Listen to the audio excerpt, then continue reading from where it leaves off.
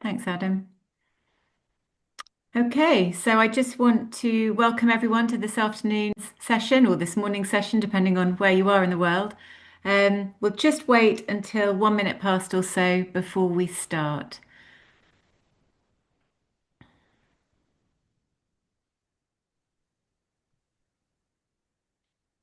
Great. Okay. Well, I think we're ready to go. I'd like to welcome you all along to this afternoon's webinar. I say that because I'm based near Cambridge in the UK. My name's Annabel Sedgwick. I run a marketing agency called KDM Communications, but I'm also a board member of an organisation called SAMPS, which I'm guessing you've all heard of because you've registered for this webinar. We're delving into or further into a report written by Linus and SelectScience this afternoon. So Hamid and Kerry led the report together, and the findings are really interesting. And we really want to warmly welcome Kristine Friscino and Zoe Nilsson as well, who have got some real lived experience of the state of the kind of commercial sales and marketing landscape across the life sciences. So a very warm welcome to everybody this afternoon. And before we just delve in quickly, just a quick heads up about SAMPS. It's an organisation run entirely by volunteers. We've got Adam on the webinar as well this afternoon. Thank you to him for organising the logistics and so on. Adam will also be monitoring the questions as they come in. We will deal with questions at the end of the session. And Adam will pull together common themes that are coming in in the chat. So feel free to interject with questions whenever they come to you, but we will come to those. We'll leave 10 minutes, 15 minutes or so towards the end. Timings today, we've got an hour. So there's quite a lot to get through. So without any further ado, the first thing I'm going to do is start off by asking our panelists to introduce themselves. So in order of everybody on my screen, I'm going to ask Hamid to go first, please. Sure. Hi, everyone. Hamid Ghanadan. I'm the founder and CEO of LINUS. We work with ambitious companies in healthcare and life science to help them grow, and we provide insights, strategies, and programs. Very nice to be with all of you. Thank you, Hamid. Kristine? Hello, my name's Kristine Friscino. I am joining as the VP of Marketing and Product from Nuclera. I joined Nuclera after 17 years at Abcam in a variety of different commercial roles across sales and marketing. When I joined Nuclera in 2022, we were a startup pre-revenue. We were really focused on commercializing our protein screening solution, which we started in January 24. So we have a lot of experience going through that, and happy to be here and share that with you all. Fantastic, thank you. And Zoe, would you like to introduce yourself, please? Yeah, lovely to be here. Thank you for inviting me. I am the Associate Director of Marketing at bit.bio, which is a synthetic biology company that designs and manufactures human iPSC-derived cells using a very unique technology called, which is deterministic forward programming technology called Optiox. And I have a PhD in neuroscience. I certainly didn't start out as a typical marketeer. However, I've spent the last kind of 10 years working in commercial and product focused roles for early stage cell biology companies. Thank you. Yeah, looking forward to joining the conversation. Excellent. And Kerry, if you'd like to introduce yourself. Yeah, hi, I'm Kerry Parker. I'm the CEO of SelectScience. We're a publisher, and what we do is we help scientists all around the world get the information they need to make decisions about buying, investing in products and brands, and so that we help marketers and sales folks to reach that scientific audience and to connect in a meaningful way. And I'm coming up to 20 years at SelectScience, and I've seen a lot of change in digital marketing in that time. Fantastic, thank you. So that leads nicely into a conversation about publishing because Hamid and Kerry, you've just published this report. So would you like to just very briefly give sort of set the scene by giving an overview of what the purpose of the report was and the sort of the overriding findings? Go ahead, Kerry. I guess we each have a view, so we decided to work together because obviously this is an exciting industry, but there are different facets of the industry. So we took the scientific view and we surveyed over 600 scientists working in academia, pharma, biopharma, and contract research, etc. And we asked lots of questions. And the goal was to combine those findings with Hamid's findings and to put them together to discover what we know and what we don't know about working together. Yeah. And we looked at the state of the commercial landscape. So we surveyed executives in marketing and sales and senior leadership to find out what they're thinking about their commercial function, how they are planning on it, what they're satisfied with, where they're seeing results, where they're seeing that they want to improve. And so we collectively brought this information together and cross-referenced it. And that was the report that you're, I think, referencing. Fantastic. So one of the findings of the report suggests that 2025 felt hard across different organizations from a commercial point of view. Kristine or Zoe, does that chime with either of you? And in what ways did it feel hard, or is it feeling hard right now? Kristine, you go first. Okay, sure. Yeah. Yeah, I would say that that definitely rang true for our organization. You know, expectations stayed very, very high, but the external environment, there was a lot of headwinds that we had to face in terms of funding shifts and Hmm. layoffs and recession concerns. Definitely required a lot of resilience. And I think for us, what we've understood is, you know, we've thought about a lot about our messaging and positioning. You have a very small window of time with people, right? And you've got to be really, really clear on what your product is and how it can help people. And that was an area that we found we weren't as sharp as we needed to be. And we went through a whole exercise working with Hamid and Linus to really sharpen that, to make sure that the Okay. time we have with customers, you know, is best used and we can get the best conversion. And then on Yeah. top of that, sharper prioritization. So really focusing on doing fewer things, but doing them better and being more disciplined about how we spend our time to make sure we're getting that impact. So what are some of those few things that you're doing better? So you're doing fewer things, but you're doing them better. It would be really interesting to know what one of two of those activities might be. Sure, yeah. So one of our key strategies for us are definitely going out. We're a startup. We have, you know, started at least in 2024 with almost no brand recognition. You know, who is Nuclera? What's this e-protein discovery? So going out and having opportunities with customers at trade shows and conferences has been really important for us. And I think we Hmm. found we had a lot of FOMO. So you might find all these conferences all over, like, oh, we got to go there, we got to go here.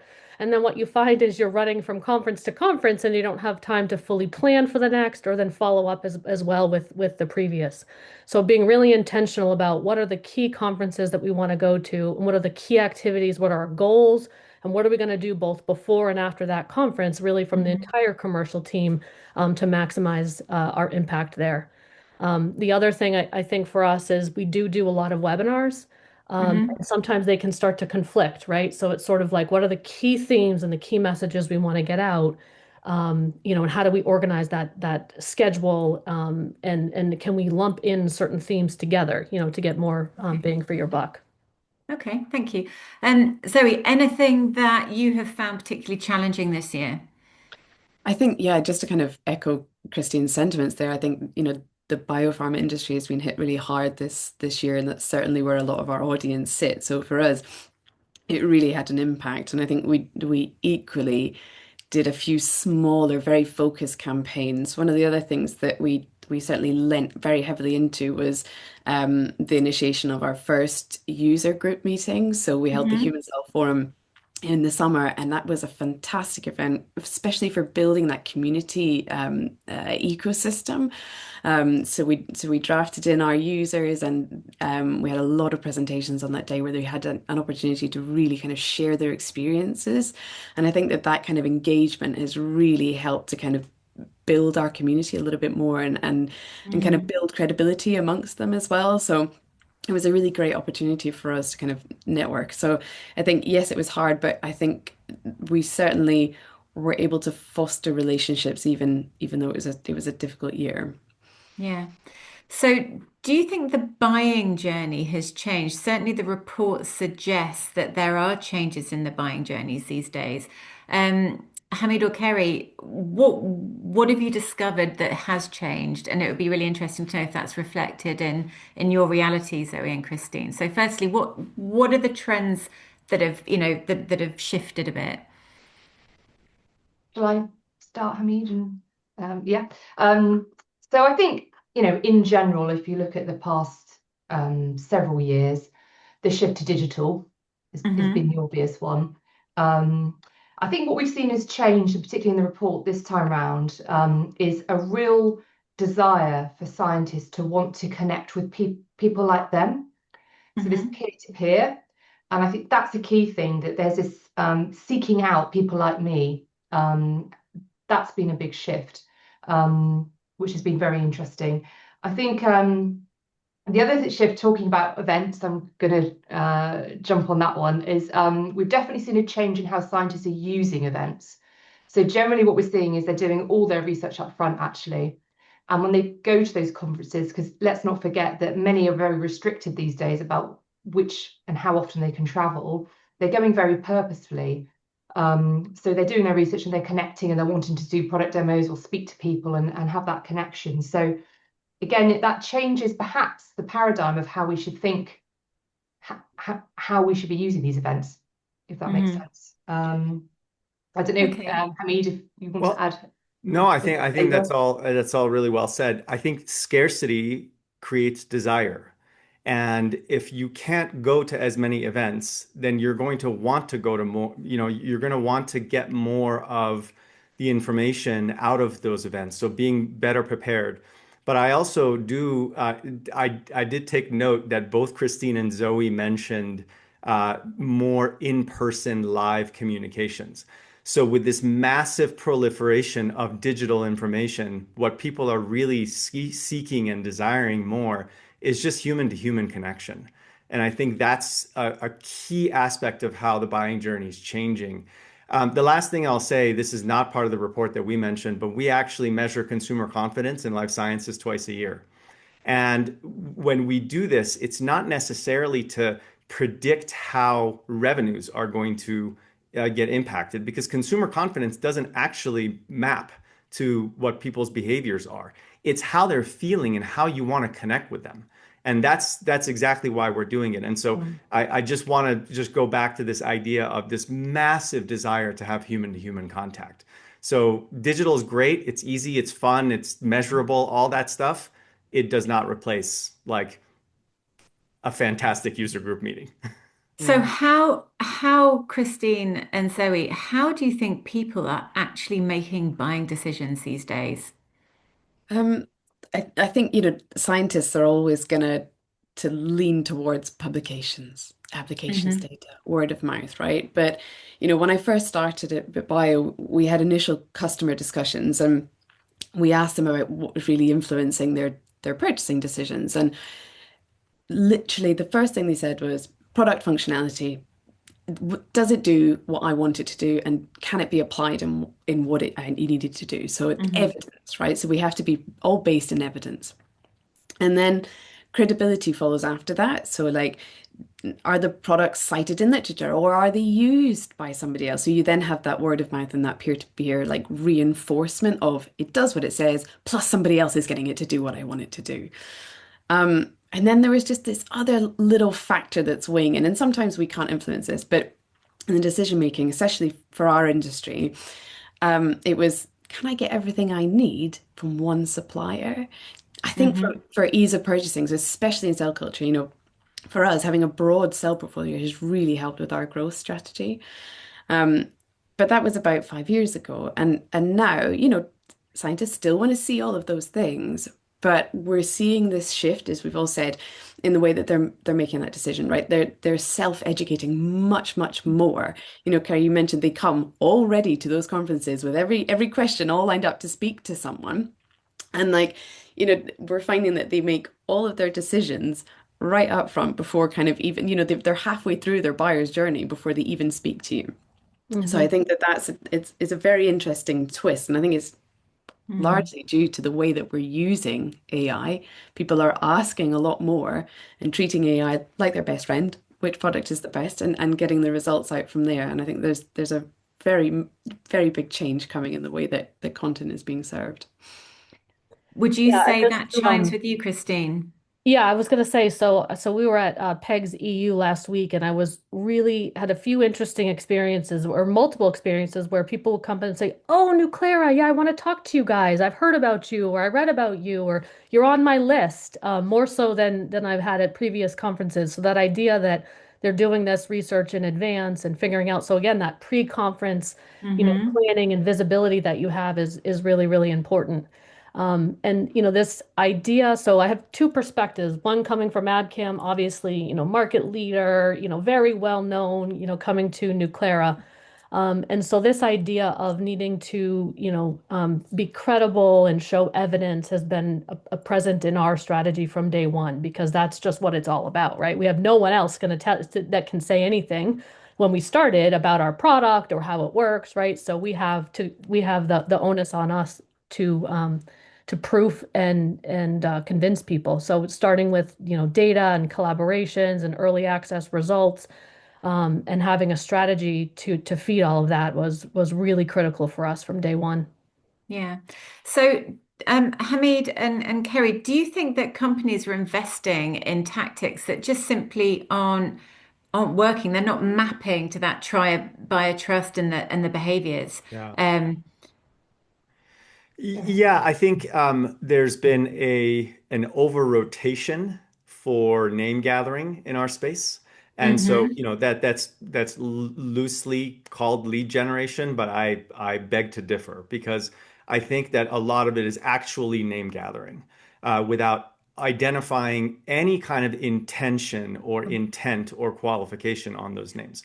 Now, that's not to the fault of the people who are doing that. I just want to say that the software technologies that we all employ have basically trained us to think that way. Mhm. And so the more, it used to be that the idea was that there was an endless ocean of people, and your goal was to divert a set of those eyeballs into your domain, and then through your own voodoo and magic, get them to give you money. And I think that the prime sort of hypothesis is gone. And you mentioned AI, and I think AI is changing the way that people are searching, but it's also AI is selfish. It takes the traffic and it keeps it there rather than Google, which took the traffic and then disseminated it. So if the number one hypothesis is gone, everything else downstream is also falling apart. But the place that we found the most interest in our data is, if you look at it as simplistically as a funnel with respect to efficacy, the funnel looks like it's about to have a heart attack because you have some names coming in, but then there's a choke point in the middle around MQLs and SQLs. I mean, Mm, seriously, like anemic 2% efficacy, 7% efficacy. And then it opens up a little bit more towards sort of closing and upsell. And that that midpoint problem actually points to the fact that there's a problem actually upstream. And so I yeah. think I think that's where a lot of efforts are being spent. I just did a rough calculation about what I understand the size of our industry to be and just some rough estimates on how much we spend on marketing.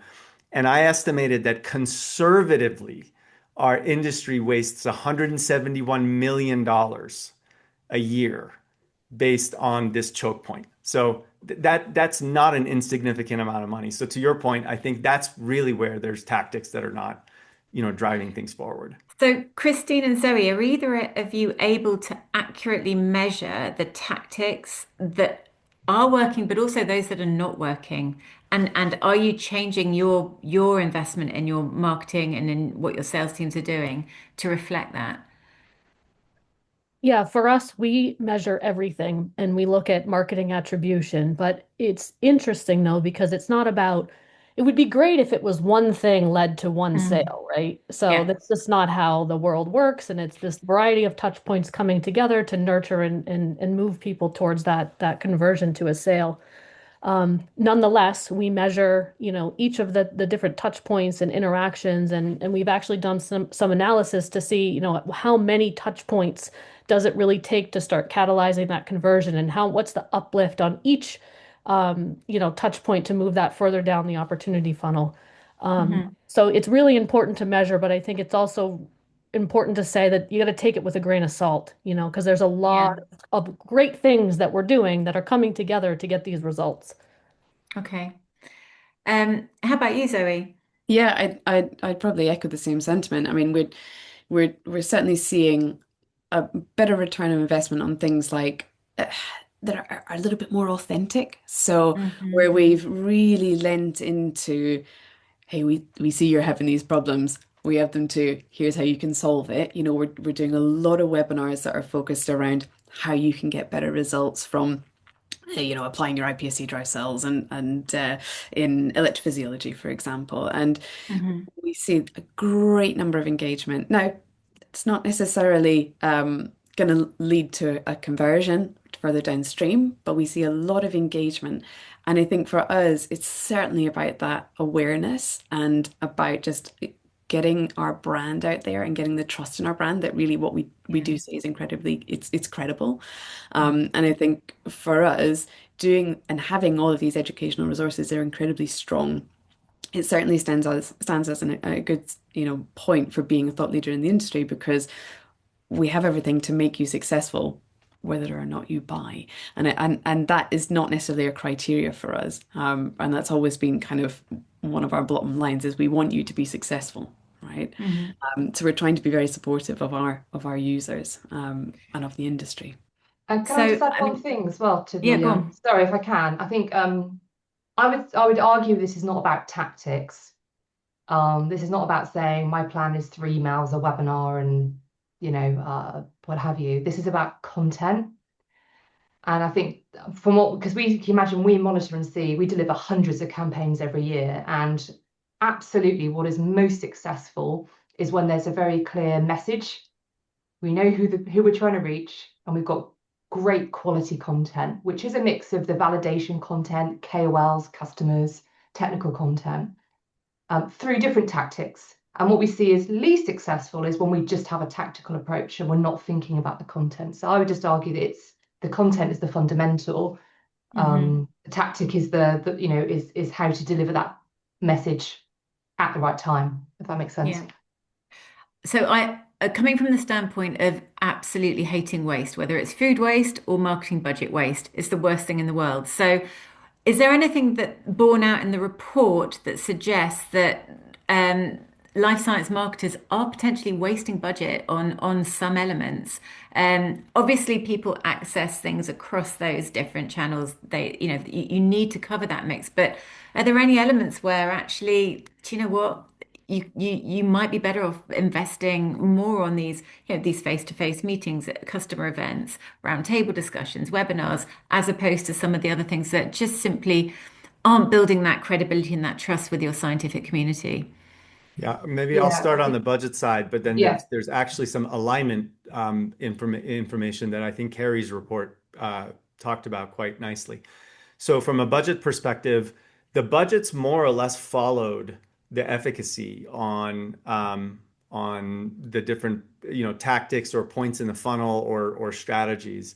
I do think that to Kerry's point, content is severely underinvested, and it's not just content, right? So on the one hand, I hear you, Zoe, on making sure that you are there and giving content about how to allow your customers to succeed. Conversion or not, that's not really what your purpose is. And I agree about that.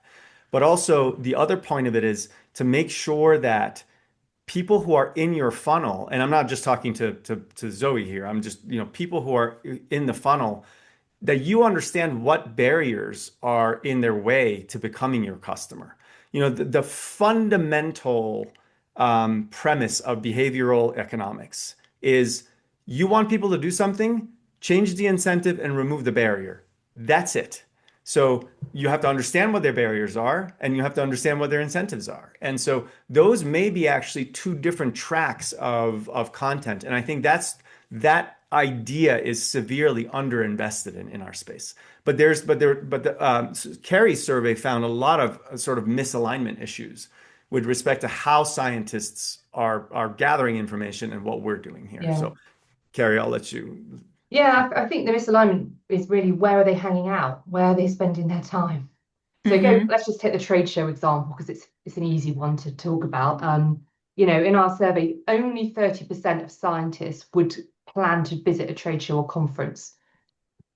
So straight away, we're missing 70%. If our strategy is based on trade shows, we're missing 70% of the potential audience who are never going to go to a trade show this year or a conference.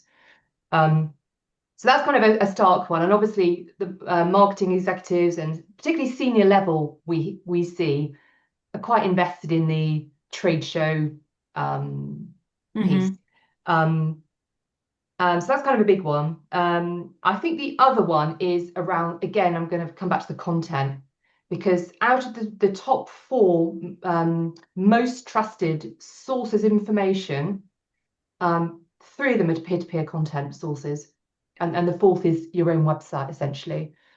So that is where I think we're seeing a big, misalignment. Not perhaps for Zoe and Kristine on this call, because it sounds like you're doing lots of great work in this area. But in general, we see there is not enough importance placed on peer-to-peer validation, scientific KOL content in the plans, and more focused on tactics, if you like. So if we think about the 70% of your potential target audience that are not visiting these trade shows, Zoe and Kristine, how are you building credibility with those potential customers that you are not seeing face to face? You're not getting that opportunity to have them on your booth and see your brand, live your brand, be in that environment. I think, from our side, we try to use lots of different channels. I think it's really important. I think in marketing, we talk about waste, but I think it's also important to talk about people learn and view and receive information in multiple different ways. Coming at it from quite a very distant approach, buyers these days are millennials and Gen Z. Where do they hang out? They hang out online, right? So I know that, the report very, very, very clearly said data, decisions aren't made on social media, but they're certainly hanging out there. So I think there is still something to be said about leveraging social media to build brand trust and credibility. And if it's done well and done very concisely, I think you can still leverage your brand on social media in a cleverly done way. That's certainly something that we're aiming to do and that we endeavor to do, especially now and over the next year. We're pushing very heavily towards that, and especially having authenticity in the content that we put out on social media, but also making sure that what we do put out is data driven, it's fact based, it's short enough and concise enough and digestible enough for a scientist to go, oh yeah, no, I get it, and I see that there's value in that. Okay, I'm moving on now. I'm on to my next. You're still feeding the feed behavior. So what you do have to kind of be aware is that, everything you have is skimmable.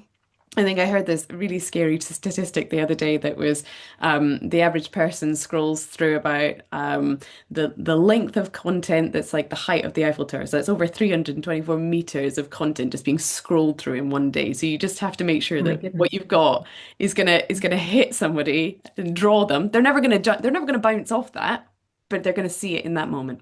So as long as it registers in that moment, you've at least seen a bit of your brand kind of coming to the forefront. Yeah. Yeah.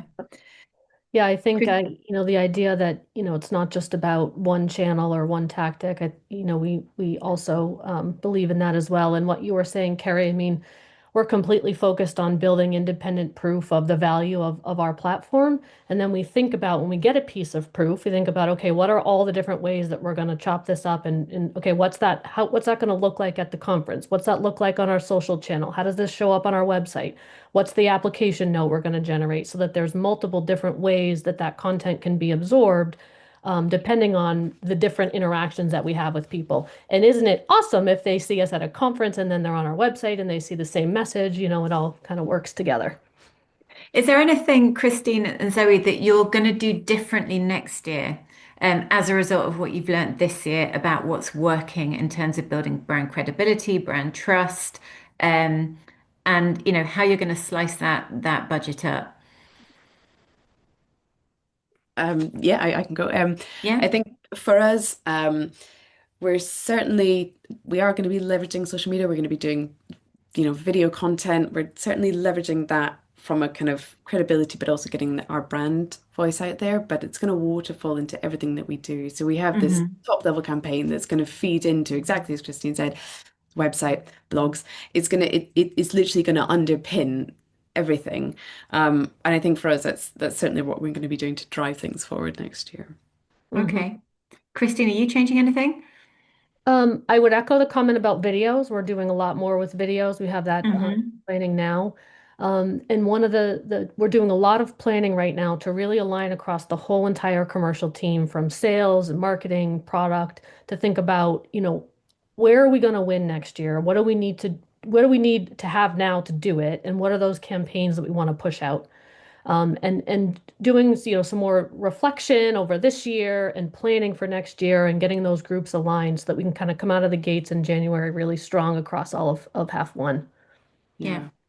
I Is think there is there a conflict between building this kind of longer term trust and credibility with your audiences and actually having to trigger these buying decisions quickly to fulfill your kind of your commercial goals? Yeah, I mean, I think it's really important that, you know, that they're both aligned. Hmm. You're designing campaigns that are top brand level and trust, but that it then serves both objectives. It feeds into, your thought leadership brand content, then feeds down and into driving lead generation and being able to nurture those prospects. So I think you have to be able to balance what you're pushing out at the top to Hmm. then enable it to push people further down. And I think, that's certainly something that we're aiming for with our campaigns next year. Yeah. Hamid and Kerry, the report suggests that actually the like the spending power within the across the industry looks quite buoyant for 2026. Do you feel that there are going to be things, tactics, channels that people will be more receptive to than others? So I'll just start by saying, first of all, the question that you asked just before about like this trade-off between long-term success and Hmm. short-term sales, I actually don't think that those are diametrically opposed. I actually Hmm. think that there's ways that you can do both, either exclusively and in parallel, or inclusively in a single touch or multiple touches. So I think leading to what you're asking with respect to to budgets, yes, budgets are holding steady. I was at a conference 2 weeks ago where I gave a talk, and just after me, or just before me, actually, there was an economist, a forecaster, who talked about our industry and where he sees, or his organization sees, 2026.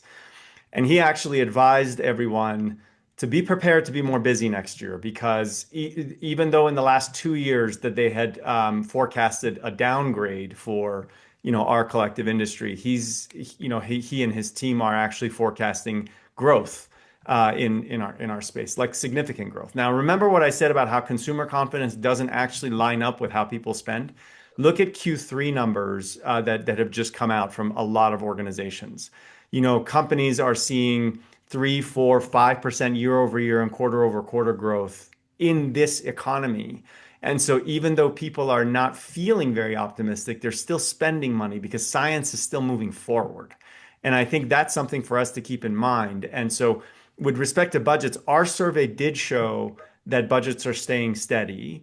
But I would also advise people to be prepared like earlier than you think, because there is demand out there to be gotten, and there's sales to be converted. But also AI is going to continue to change a lot of how the consumer behavior, and then it has to be, it has to also trickle down into how we do marketing and sales. So top level. I think the high level numbers are going to stay. I have a feeling that the budgets for trade shows, budgets for Google Ads may be actually the one that's in a little bit more peril next year because people don't know whether to put their money there or to other tactics, social media, actual face to face, those kinds of things. But I think generally speaking, we're going to see a more buoyant year next year. So. That's really encouraging. Yeah, it's encouraging. And I would say in the same, we asked the audience, and there's some optimism there, particularly from pharma, saying they're feeling that they're going to get better budgets. Even from academia, surprisingly, there is some optimism into next year, which is really encouraging. I would say on the budget, I agree with everything Hamid said, and particularly around Google Ads, and that's about to get very expensive and what have you for marketers. I think what we're seeing is, I think we've seen probably 12 to 18 months of marketers under quite a bit of pressure. A lot of focus on lead gen, and I think what we're seeing amongst businesses is now an appetite to realise that isn't sustainable. Going back to what Zoe and Kristine are focusing on, actually, the most important thing is your brand. That's what's going to drive people to attract people to you. And I think that's what we're seeing is more appetite to really refocus on brand and message and content, if that makes sense. So, how much of your budgets, Kristine and Zoe, are you allocating to pushing this kind of brand trust, thought leadership space? And how are you doing that? I can go first. So, um, it's a really great question. The way we like to think about it is, really building a campaign that's full funnel. So, right, you start at the top, thought leadership. Okay, we think about the key themes and trends that we want to support, and how do we want to be seen as an organization, and what is the things that we should be talking about.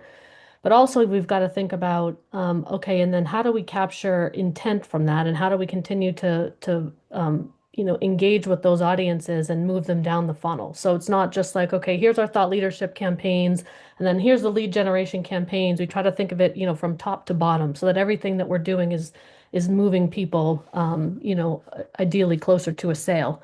And in terms of, we're going to actually be putting more into thought leadership from a budget perspective for next year.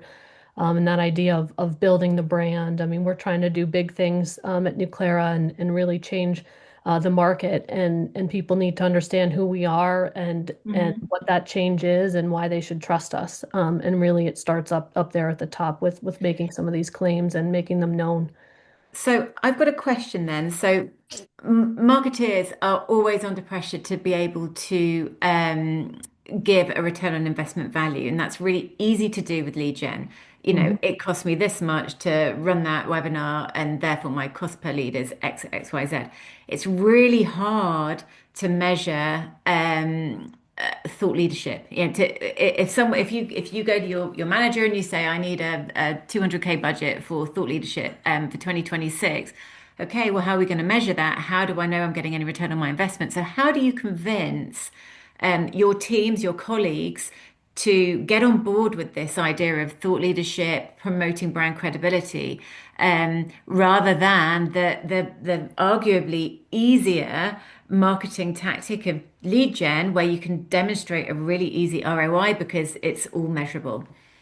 Yeah, I mean, I think likewise with Kristine, we're heavily investing next year in our thought leadership, in building our brand trust, and we're doing that in lots of different ways. And I think looking at ROI from that, you're totally right. One of the things that we're investing in this year is we're going to be doing a brand survey so that we are starting off on the right foot, so that we actually can have those measurable insights throughout all of next year. So at the end of our campaigns next year, we can actually come back and go, actually, maybe here is something that we can turn around and say, look, actually, it has moved the needle. I think, on the flip side, to try and kind of convince people that the brand survey was needed, we did a lot of research into our web traffic and where it's been coming from, where it's dropped, maybe where things that we could invest in a little bit more, and actually just understanding, how the brand is being impacted now, and what can we do to kind of push that moving forward. Okay. Kristine, do you find that it's harder to raise the budgets to concentrate on that brand credibility, that thought leadership piece, or is that something that in your organization is actually it's a very accepted part of the marketing mix and what you need to achieve? Yeah, I mean, what I've tried to do to help, articulate the value is put the whole plan Hmm. together, right? And so if you have a full funnel, what are the things that we're doing at each different stage, Hmm. to support so that it's not just, hey, we have this great idea to do some thought leadership. We'd like to do, some of these things that will generate no leads. What do you think? But really think about, okay, this is, we have some key strategies here to put out some thought leadership pieces and to gain some traffic and visibility in that way. And then here are the things that we're doing really to think about the leads that we have and helping to convert so that you've got a full plan together. And I think Hmm. people understand understanding a funnel is quite simple, right? People understand that. And I think when you can put all of the tactics together to show how you're influencing the whole funnel, I think, Hmm. you have that well-rounded view and people understand better. And Kerry and Hamid, do you have any pointers, any tips as to how organizations can convince leadership to invest in this kind of content-led strategy, this brand, creating this brand integrity and thought leadership, rather than necessarily just going for those really tactical kind of lead gen, email marketing automations or whatever they might be? I mean, one thing I would say is feel free to use the report we've created. That's one of the reasons we want to get it out there, is to help marketers have external evidence and data to help show the importance of some of these things. Is just Hmm. the first point. I think what both Kristine and Zoe said is it's describing that journey. Buying is a journey, and I think certainly when I am sure Hamid as well, speak to a lot of senior leadership at the moment. Actually, brand awareness, market position is very much on their minds. It we are aware as an industry we've not been focusing on it, and we are aware that things have changed a lot, and probably we can't rely on the brand credibility of past just because we used to be known like this or we used to be aware.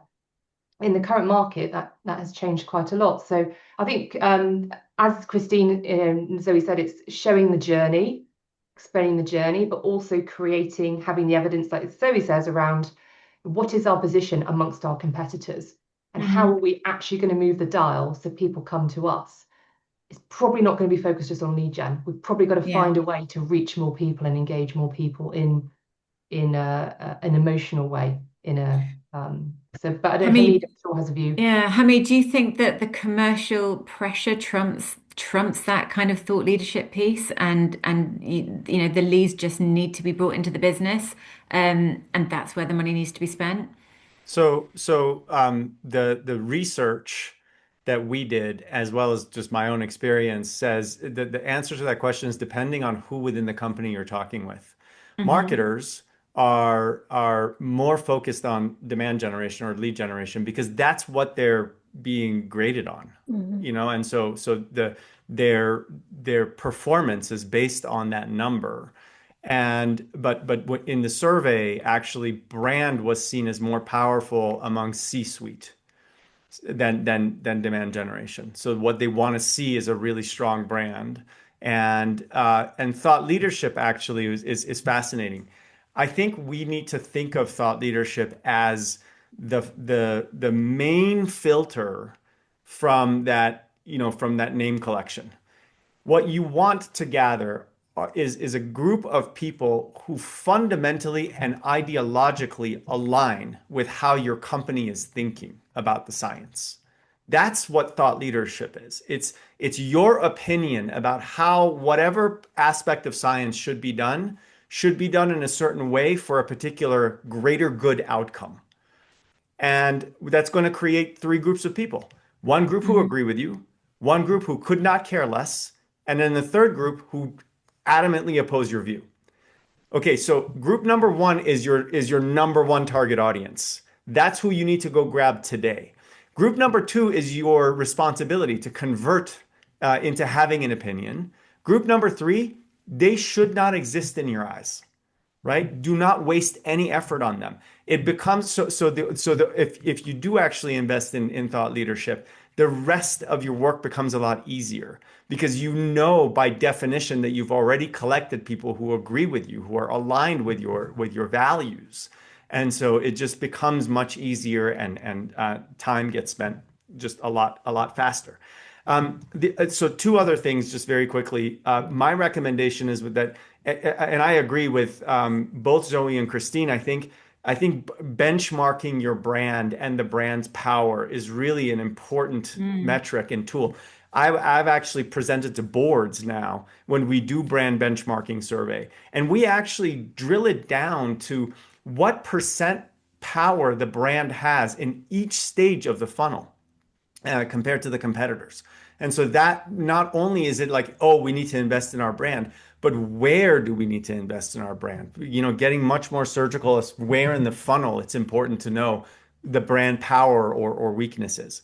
And then the second thing is, I think a lot of stakeholders really do have this commercial sort of appetite, but they also are I think what they're recognizing is that the sort of the facile ways of doing business are Hmm. gone.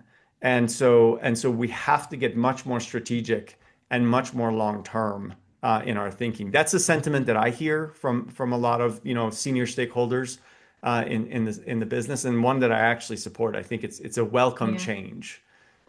So just I didn't want this discussion to be all about AI. Every webinar could marketing webinar could turn into an AI discussion these days. I'm more than aware of that. However, one of the statistics borne out in the report is that marketers are using AI to generate content. So how can you maintain authenticity and credibility if you're relying on AI to generate content for you?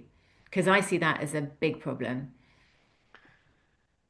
I'll just share. I think from the data that I think you're referring to was part of the Linus survey, and I think Kerry also has some data points from how scientists are using AI. Um, there's a tremendous rotation toward AI within, among Hmm. commercial teams. And I think 79%, if I'm not, this is off from memory, 79% or something said that they were using AI. And a lot of them are using it for content generation. Um, I actually have not seen that strategy by itself bear any better efficacy. So basically, AI and automation, what they're essentially doing is they're magnifying ineffectiveness. So if you're getting if you're getting 1% response rates or 2% response rates, now you do that over and over again, you're still getting 1 or 2% response rates, but you're Hmm. not getting 10 or 20% response rates. Where we have seen those trends shift significantly is when AI is used for personalization. And that actually feeds the authenticity rather than takes away from the Okay. authenticity. And so that Yeah. that that would be the one place that I would underscore. Christine and Zoe, are you adopting use of AI across any of your marketing and sales kind of strategies at the moment, or is it something you're steering clear of for now?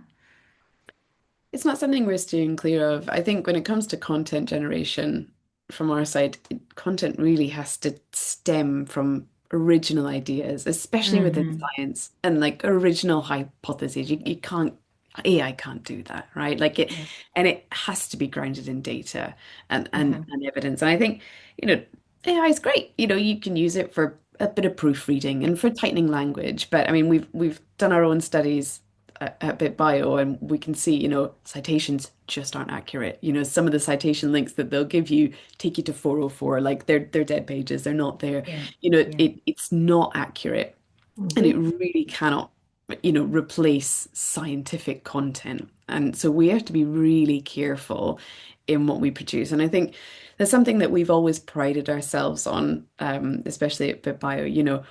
Whenever we say something, it's always grounded in fact. Yeah. If we say our product is consistent lot to lot, we've got data to actually back that up to show that. So we don't just come out with absolute nonsense. We know that it's factual and it's all based in fact. So we're very, very careful about the way that we build our messaging.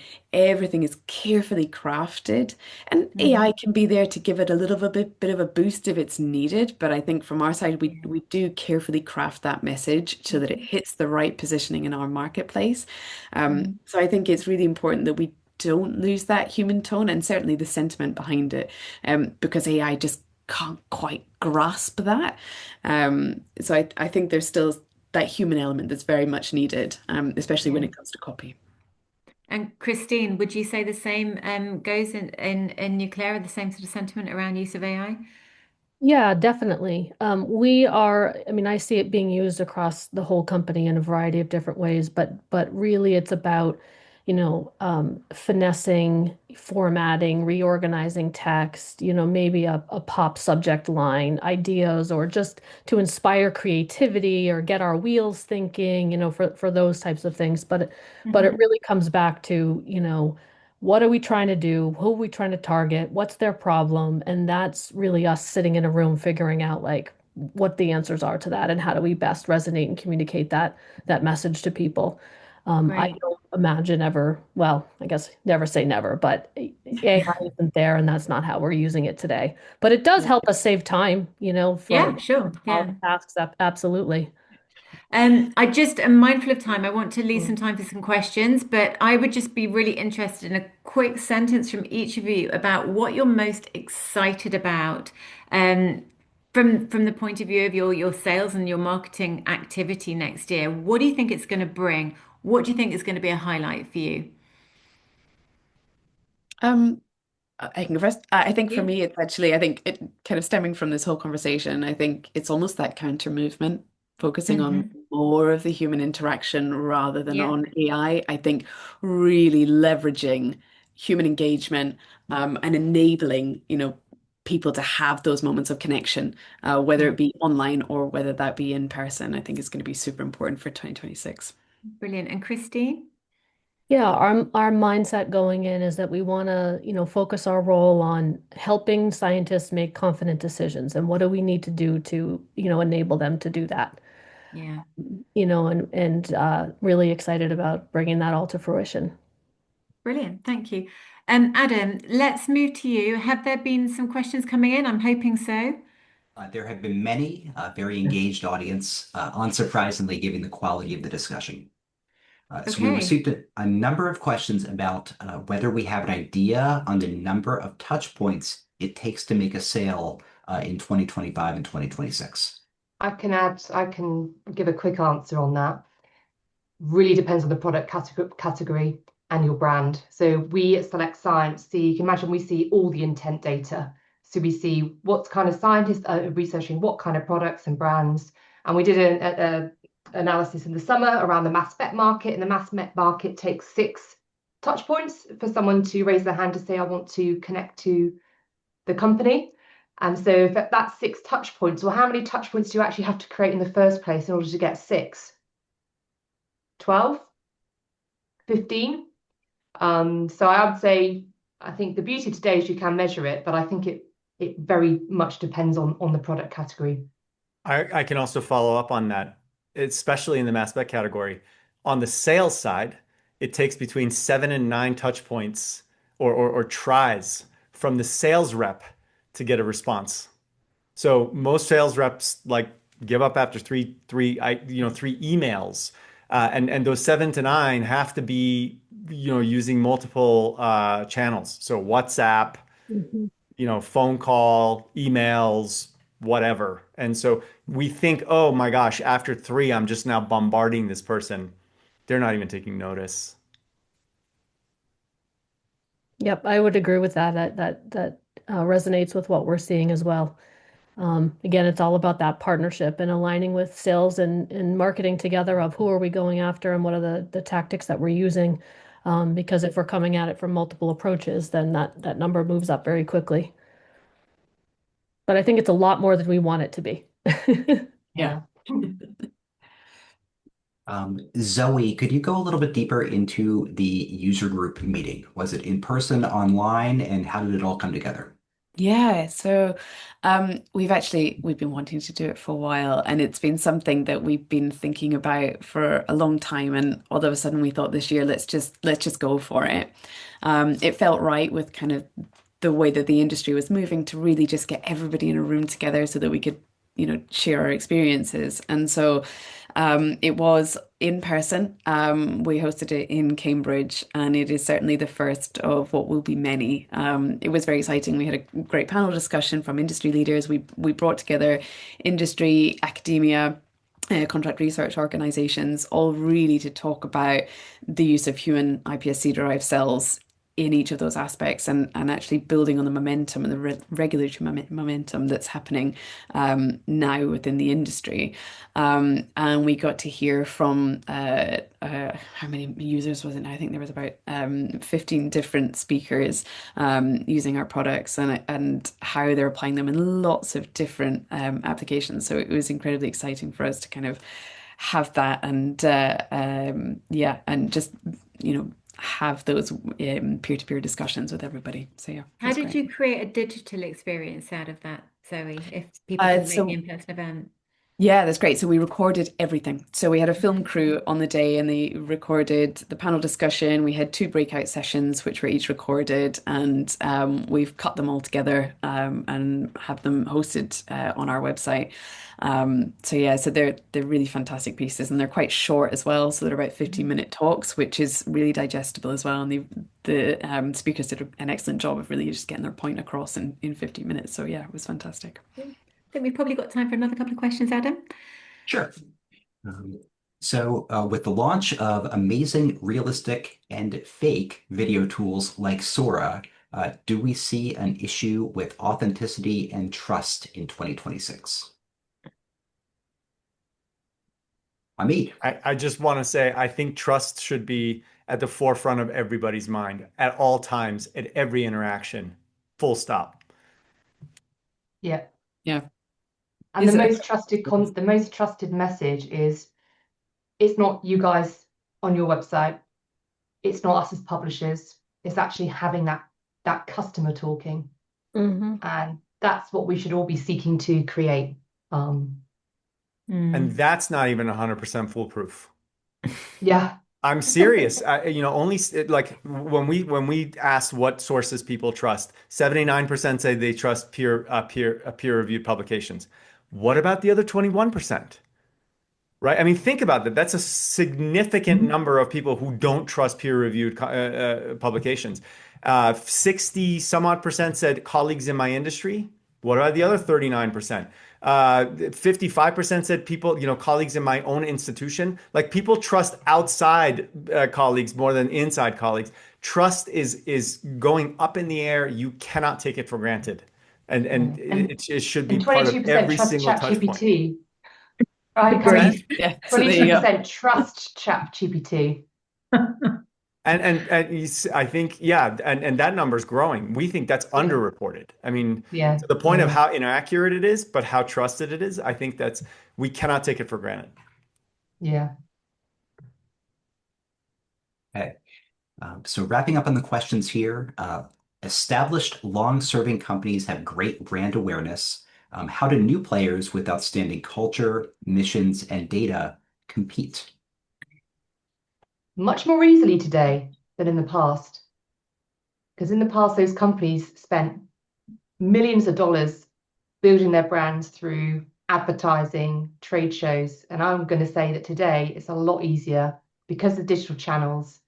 And if it's done in the right way, it's going back to that credibility, trust, getting your customers talking, getting your customers to be the voice, create the market mind share before the market share. Great. Thank you. Any more thoughts from anyone? But I think it's been a fascinating discussion. Thank you all so much for coming along. I think we're in a really interesting crossroads for both commercial teams, marketing approaches. I think there are some tactics that are perhaps losing impact, and some areas where people have got to be quite brave to put themselves out there and build, invest in building trust. That sounds like the number one thing you can potentially be doing to make waves with your brand in 2026. So thank you all for coming along. I just want to really briefly mention the SAMPS North American Conference, which is coming up in 3 weeks or so in Boston. There are still some tickets available, so please hop onto the website and snap one up before it does sell out. Stacey Sherman is our keynote speaker. She's the founder of Doing Customer Experience Right. There are going to be parallel kind of workshops run on the day, but the theme is around this human AI advantage, which I think also picks up on a key theme that we've talked about this afternoon, where, yeah, AI, useful tool for people to use day to day, but actually when it comes to generating these content-led strategies to really build trust with your scientific audiences, I think humans have the edge and I think will do for quite some time yet, particularly in the scientific arena. So there's going to be a lot more about that in the conference on the 4th of December. So do please make your diaries available. But yeah, I'll come back to this. Thank you, Adam, for the behind the scenes action and the Q&A. And thank you to Hamid, Kristine, Zoe, and Kerry for joining me this afternoon. It's been a fantastic discussion. It's been a pleasure. Thank you very much. Thank you. Okay. Take care. Thanks, everyone. Bye, everyone. Bye.